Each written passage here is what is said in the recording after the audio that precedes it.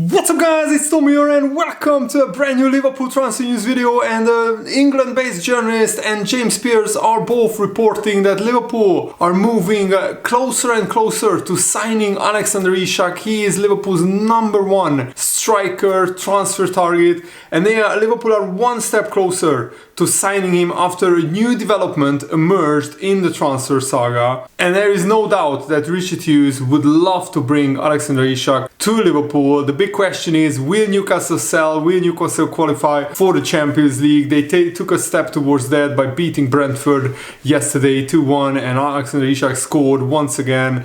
And now he has, I think, 20 goals during the season. And Alexander Isak is capable of linking up play, scoring goals for fun. He's one of the best strikers in the world, not just in the Premier League. And of course, if Newcastle don't make the Champions League and Alexander Isak asks for a transfer, then there will be clubs lining up to sign Alexander Isak. But it looks like many other clubs are giving up on the prospect of signing Isak, giving Liverpool a free run at him. Arsenal have been heavily linked, but it seems like Arsenal have set their sights on somebody else, and that forward is Liam Delap or Benjamin Šeško or even Viktor Gyökeres. There are a lot of other transfer targets that Arsenal are looking at, and Arsenal's decision to apparently make a move for Delap, the former Man City youth academy player, it would suggest that they are not confident that they could get a deal over the line for Isak, because even if Arsenal went for Isak, there is no guarantee that Isak would prefer to go to Arsenal instead of Liverpool.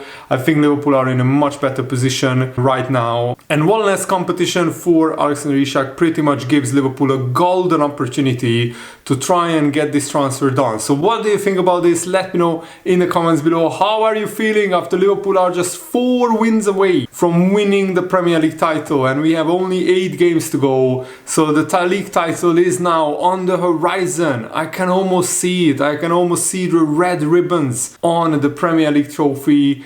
And it's within touching distance, unless Liverpool collapse, which would be the biggest collapse in football history. I think we can be confident that Liverpool will win the Premier League title, but now Liverpool need to turn their attention, of course, on the summer transfers. And Liverpool also have another advantage, because Newcastle want several Liverpool players. They were interested in Joe Gomez and Quansah last summer, and they are both homegrown players, and that's why Newcastle want them. And a package like that, offering Joe Gomez or Quansah plus cash, might be enough to convince Newcastle to sell. It remains to be seen. Isak is definitely the dream move for Liverpool, and there is still a chance that Richard Hughes can complete the deal. But other news outlets are saying that Newcastle slapped £150 million of price tag on Alexander Isak, and I think at that point it's impossible, not just for Liverpool but for any club, to sign Isak.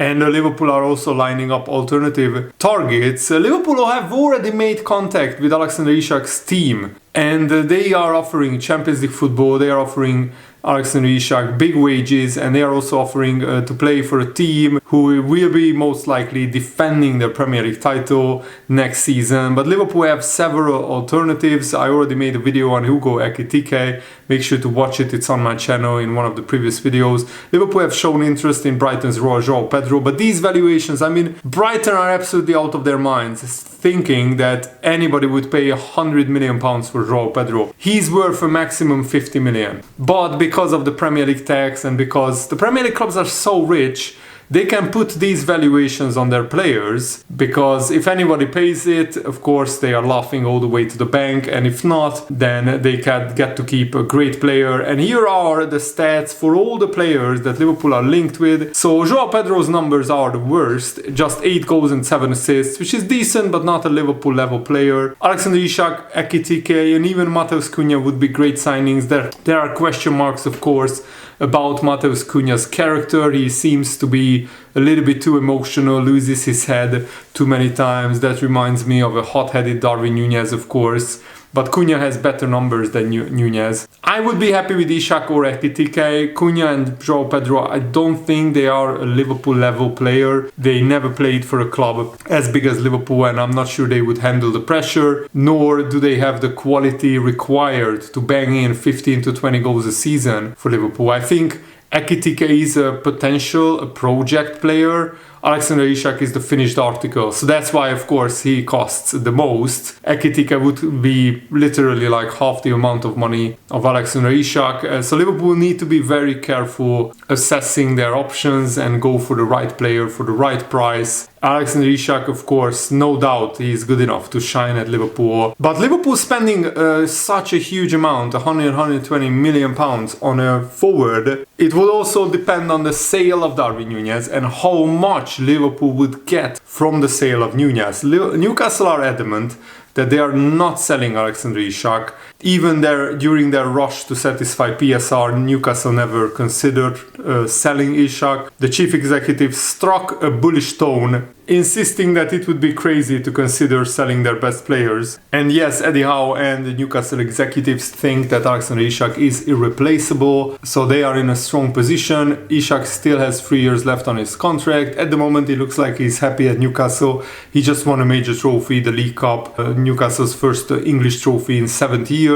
But if Newcastle don't make the Champions League and Liverpool come calling, then Isak would have to make a big decision on his future.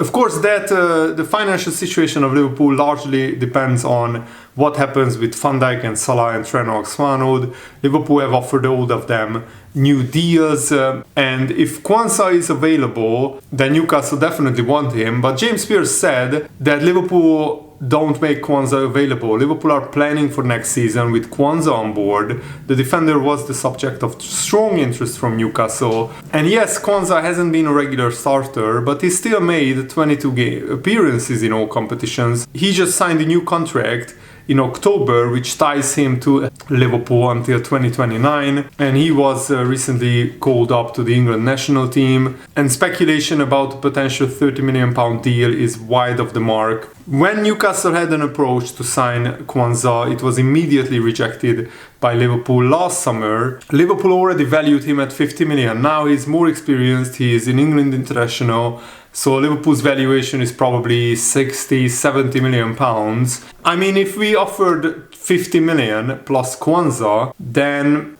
I think if Newcastle say yes to that, then I would be happy signing Alexander Isak, sacrificing Quansah in the process. But Quansah is a rare talent and he's a youth academy player as well. I don't think Liverpool would entertain the idea of signing Quansah. I think we should move on other players like Joe Gomez, Tyler Morton, maybe even Wataru and Kostas Tsimikas, and free up funds that way. You know, Gomez's future is in doubt. Konate only has 1 year left on his contract.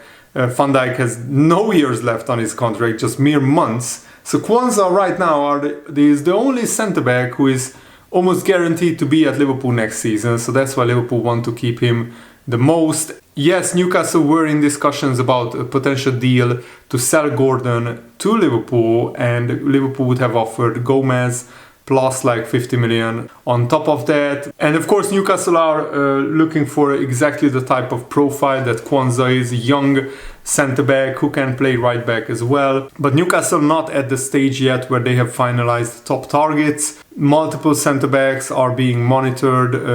Crystal Palace's Mark Gay, of course, are monitored, but Crystal Palace rejected crazy bids for Gay, like 70 million. That just still shows even Crystal Palace have absolutely crazy good financial health if you can reject 70 million for your best centre-back. And yes, Joe Gomez has been linked with Newcastle, but the big question is, are they still interested in Joe Gomez, because he had a very injury-hit season?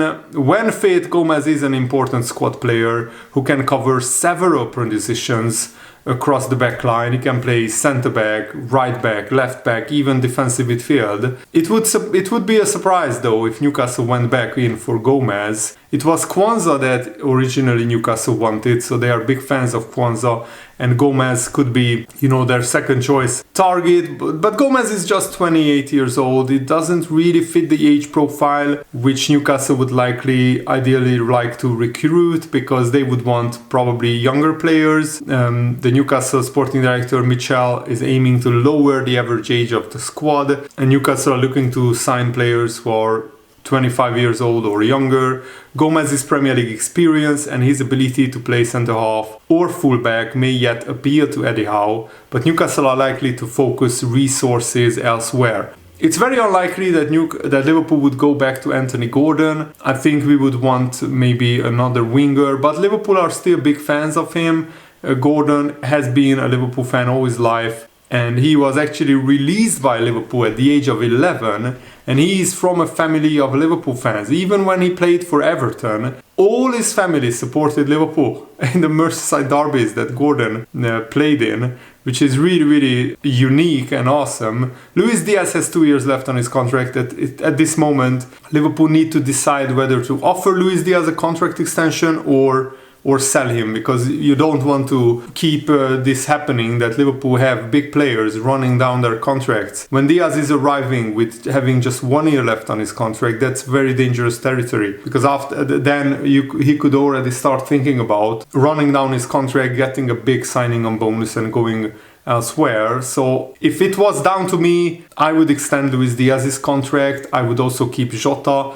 I would sell Nunez and bring a backup in. I mean, not a backup, but a major striker, somebody like Isak or Ekitike. Rotate him with Jota. I would also keep Luis Diaz and Gakpo on the left wing. And on the right wing, I would keep Salah and give Chiesa more minutes, because I think Chiesa deserves a full season where Arne Slot trusts him a lot more. So Newcastle are not facing the same PSR pressures of last season, so they are not in need of desperately selling one of their star players, but it can't be ruled out. But it would require a huge attempt to sign Alexander Isak. And let's look at Liverpool's finances. Even though Liverpool announced a £57 million pre-tax loss for the 23-24 season, that was the worst financial result in Liverpool's history. They are still in a very healthy position, because Liverpool earned almost more than £100 million just from the Champions League revenue this season. Liverpool will qualify for the Champions League next season, guaranteed as well. And Liverpool will consider moving fringe players on and selling some of their youngsters to allow more flexibility around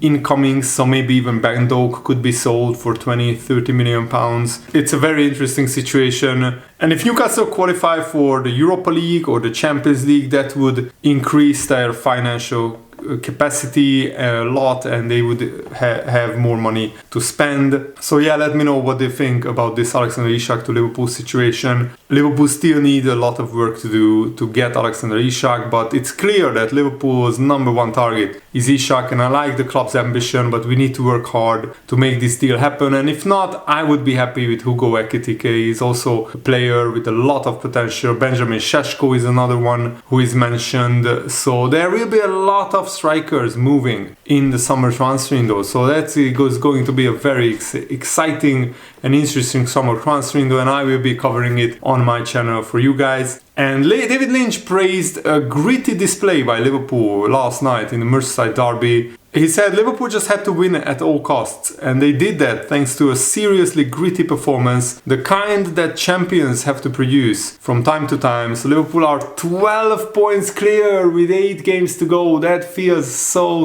amazing and so good. And the Guardian's Andy Hunter described it as a cathartic evening for Liverpool. This was as much of a cathartic release for Liverpool as another step closer to a 20th Man United equaling Premier League title, 20th league title. Arne Slot's side cleansed themselves of recent torment against Everton and 2 deflating cup defeats, and with a hard-fought victory, Diogo Jota's fine individual goal was enough to get the 3 points. A maximum of 12 to 13 points is all that is required from the remaining 8 games of the season to win the Premier League title for the first time in 35 years in front of fans in the stadium, because the last time Liverpool won it after 30 years, it was during COVID. behind locked doors. Liverpool can feel it now, they can sense it, they can almost see it. The Premier League title, only the second title in 35 long years, and the first they can properly celebrate with their fans in sight. It appears an unassailable lead, this 12-point lead with 8 games to go, especially for a team that has just lost one league game all season. And the BBC reported that the home supporters, the home fans were chanting, "We're gonna win the league," at full time, knowing a second Premier League title is within grasp after moving 12 points clear. With Man City dropping away this season, Arsenal failing to mount a serious challenge, the title is in sight for Liverpool, and the earliest they can put red ribbons on the trophy is 20th April at Leicester. If, of course, Arsenal lose a lot of games, but I think we should aim at winning the title away at Chelsea or at home against Arsenal. That would be the best scenario, but also winning at home against Tottenham would be fantastic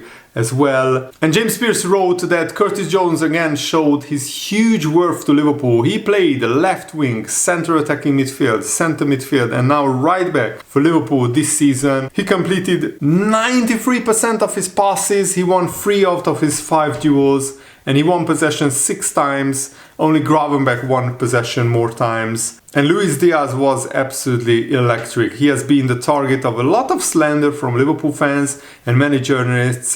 He has been frustrating at many times this season, struggling to deliver sometimes. That wasn't the case tonight. Luis Diaz was absolutely superb. And Diogo Jota had a pretty average, ordinary first half performance. It was looking like another one of those disappointing nights for Jota, who was on a dreadful run of 10 games without a goal.